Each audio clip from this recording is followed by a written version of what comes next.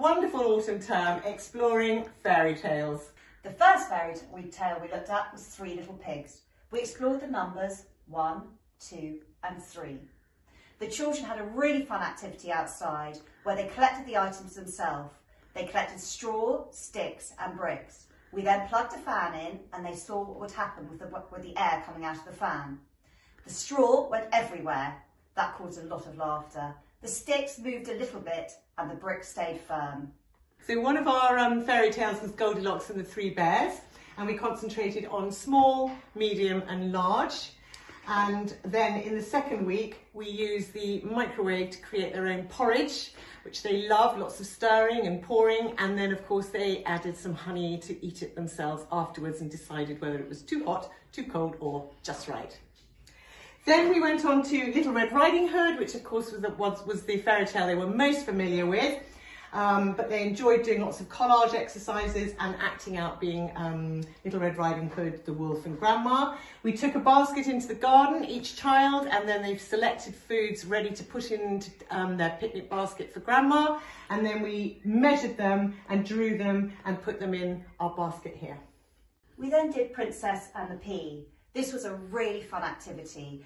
We got a real pea, which was dried and hard. We then had lots of layers of tissue paper. They had to use their fine motor skills to pick individual pieces of tissue one at a time to place over the pea. With each tissue paper they put on the pea, they put their hand on to see if they could feel the pea underneath. We built a really, really high tower. Some of them couldn't feel the pea, some of them could. They all decided we don't want to sleep in a bed with peas. In the second week of Princess and the Pea, we had a lot of fun cooking. We made pea soup, which they really enjoyed, and every single child tasted it. And we also made hummus, which they dipped carrot sticks into, and they thought it was delicious. Puss in Boots was a story they weren't very familiar with. The first activity we did was they looked at a picture of Puss in Boots. We didn't tell them who it was, and they gave feedback on each child gave feedback on what they thought was in the picture. We then each day asked them what their opinion was, having heard the story. We had loads of interesting information and recorded it in stages. We moved on to Three Billy Goats Gruff.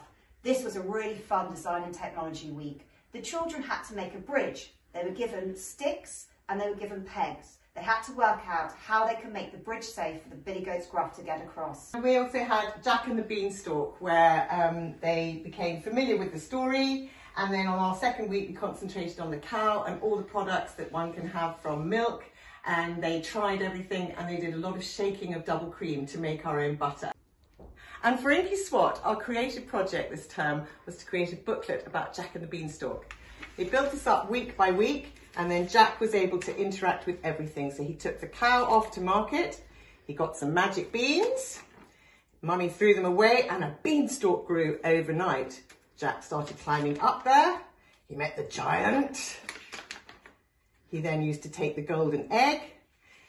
Then he listened to the music of the beautiful harp, and we used spaghetti there. And then the beanstalk grew and grew and grew, and the children linked from the beanstalk they'd made originally, and they made their castle, and Jack climbed up there. At this stage, children really only understand good and bad. And of course, in fairy tales, that's exactly what happens. We had interactive puppets and figures each week, and the children were able to look at the various stories, play with the puppets, and look at how good always triumphs over bad. From all of us at Seahorse Nursery, Happy Christmas!